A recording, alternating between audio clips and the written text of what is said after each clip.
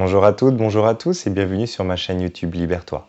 Je vais vous parler ici du karma, vous présenter rapidement, succinctement ce qu'est le karma. Notre âme se réincarne de vie en vie. C'est le principe de la réincarnation, c'est son principe d'évolution.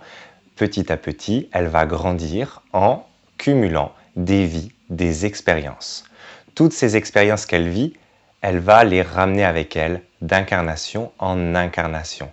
Tout ce qu'elle a vécu de positif comme de négatif, elle va le garder avec elle et en ramener une partie dans l'incarnation suivante. Une partie qui va être bien entendu inconsciente puisque nous ne savons pas ce qui s'est produit, mais pour autant, dans les faits, nous allons pouvoir considérer ce karma, le vivre au quotidien. Par exemple, nous allons avoir des facilités à être plus doués dans les mathématiques, dans le bricolage, dans le jardinage, et à l'inverse, des difficultés à être dans l'astronomie, dans la lecture, tout ce genre de choses, ça va être en général lié au karma. Soit parce que nous avons déjà vécu ces expériences, elles se sont très bien déroulées et du coup nous avons ramené avec nous une partie de ces connaissances, soit elles ne se sont pas bien déroulées et nous avons ramené avec nous une partie de ces échecs.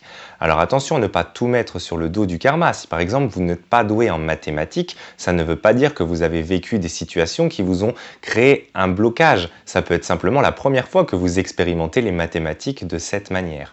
Mais d'ordre général, le karma, c'est vraiment cette accumulation d'expériences que l'on ramène de vie en vie, d'incarnation en incarnation.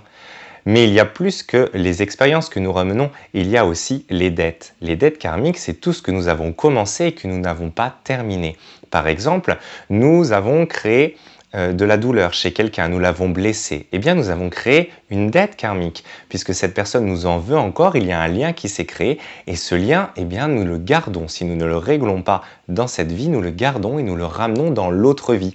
Alors, de manière totalement inconsciente, ce ne sera pas avec cette même personne, puisque l'âme de cette personne aura continué sa propre évolution, mais nous aurons toujours un lien d'âme avec cette personne et dans tous les cas, les situations qui vont être similaires avec ce moment où nous avons blessé la personne vont nous revenir en dette karmique, c'est-à-dire que nous allons les vivre de manière plus intense parce qu'elles vont résonner en nous, nous rappeler que nous avons quelque chose de non terminé.